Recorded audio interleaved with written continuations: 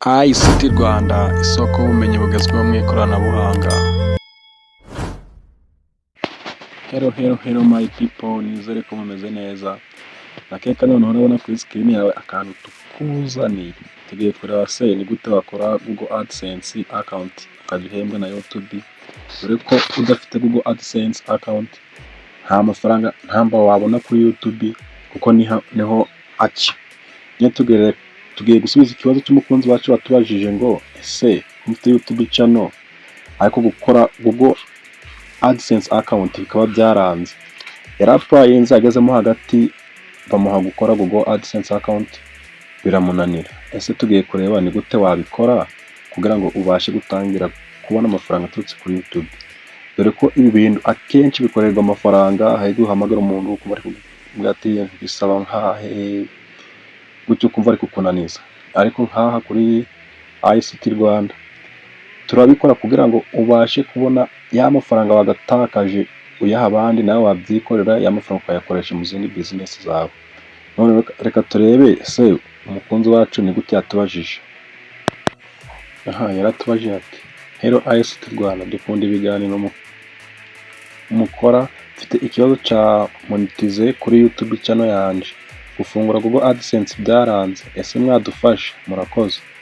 No undi nawe yaraje asa nkabaza nk'icyo bati nagusubiza nanjye numvireho. Ubu ngubu rero nibyo tugiye gukora, ubu byifuzo by'abantu runaka ndetse na comment mugenda muduha, niyo mpamvu tugiye gukora iki kiganiro.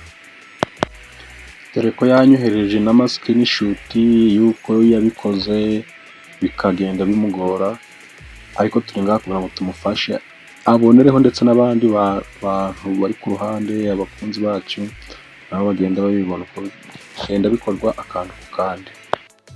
ICT Rwanda, isoko y'ubumenyi bugezweho mu ikoranabuhanga.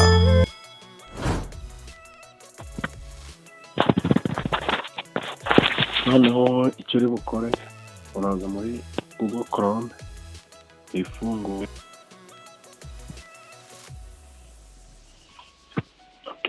Gufunguka uraza hano hejuru muri browser yawe wandikemo Google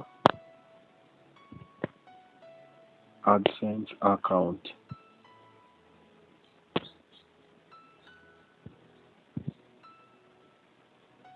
Hahita hafunguka screen imeze gutya, uhita uza hano handitse Google AdSense, yani money from your website with full monetization. Hakande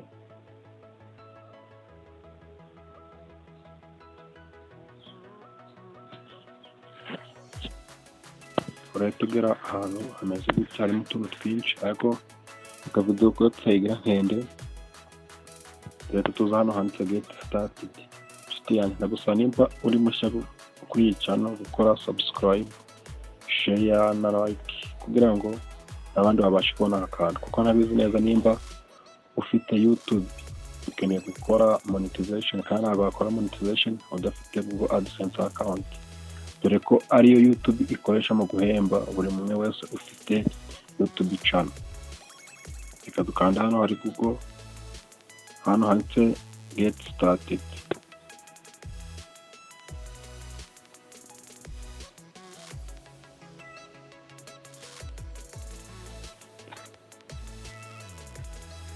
Ukigera hano urahita urabona handitse ngo choose your account. Baraguha ama Gmail ufite muri telefone yawe cyangwa se mu mashini yawe, urahitamo imwe ushaka gukoraho Google account, Google AdSense account. Urahitamo iyo ushaka, ariko nta email ufunguraho Google AdSense ebyiri, ni imwe yemerewe kuri buri email. Urahitamo iyo ushaka, reka duhitemo. Guys, ntabizi iyi video wari uyikeneye kandi nimba ufite YouTube channel koko ntabizi wayikenera uri gukora monetization, icyo ugomba gukora ni ukanda subscribe, like, share, ukanayigeza ku nshuti zawe, kuko ibi bintu ndabizi bikorerwa amafaranga ku muntu ushaka kugufasha gukora Google AdSense ndetse na monetize muri rusange. Usaba amafaranga, ariko hano kuri ICT Rwanda twahisemo kubibagezaho kugira ngo ubashe kwiteza imbere y'amafaranga wagatakaje ujya kuyatanga ku bandi bantu, nawe wayakoresha mu bindi bintu byaguteza imbere ukikorera ibi ngibi. Hano barakubwira none nimba ufite website wayishyiramo, ariko mu gihe utayifite wakanda hano handitse I don't have site yet. Ko nta website dufite turakanda hariya, no hano urahitamo ko baje baguha amamenyesha cyangwa se notification ndetse kuri Google AdSense. Urahitamo hano yuko tubyemera nyine. Ni hano wahita baguha your payment country territory. Hano no ugiye guhitamo igihugu cyawe cya nyacyo, mu gihugu uherereyemo, kugira ngo igihe bazakohereza verification code zabashe kwagera, kugira ngo itayoba ko turi mu Rwanda, turahitamo mu Rwanda. Noneho hano barakubwira gusoma amategeko n'amabwiriza bya Google AdSense. Urabisoma neza witonze, ni ari byinshi cyane, ariko nanone udashaka kubisoma waza ukemeza hano yuko wabisomye kugira ngo wihute. Buriya video yacu itatinda, reka twemeza hano duhite dukomeza. Tukanda hano get start using AdSense.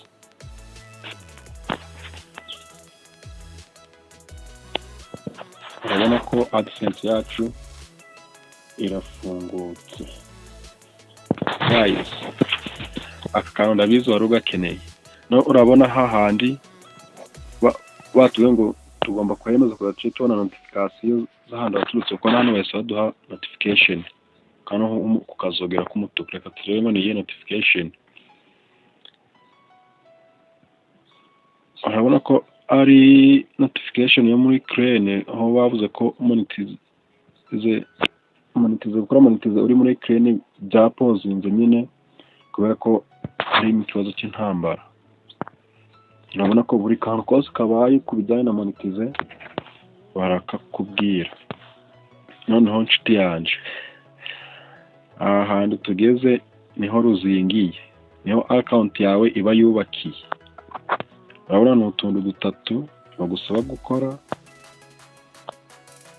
harimo tell us about you, see how AdSense look on your site, na connect your site to AdSense. Ni utuntu tw'ingenzi ndetse dukomeye.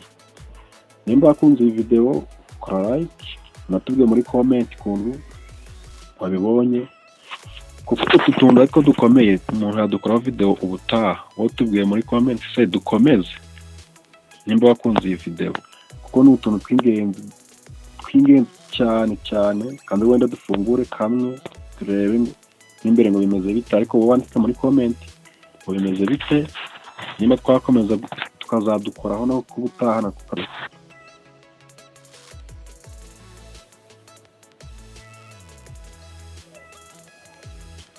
Guys, urabona noneho niho imyirondoro yawe yose igomba kuba iri AdSense yawe account niho iba yubakiye.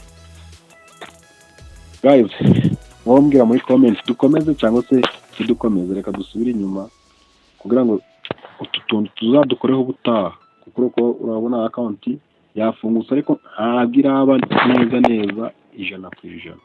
Okay, tubwire muri comment dukore gute dukomeze kugira ngo tuyifungure 100%, n'amafaranga yawe azabashe kuza kuri account yawe. Tuzakora n'uburyo ushobora ufite guhuza iyi Google AdSense na account yawe ya banki, amafaranga akava kuri YouTube akajya kuri Google AdSense, then akajya kuri account yawe ya banki wabihuje ukabona amafaranga.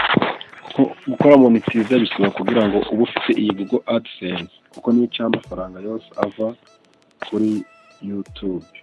Murakoze, muri abagaciro kuri twe. Hasta la vista. ICT Rwanda, isoko y'ubumenyi bugezweho mu ikoranabuhanga.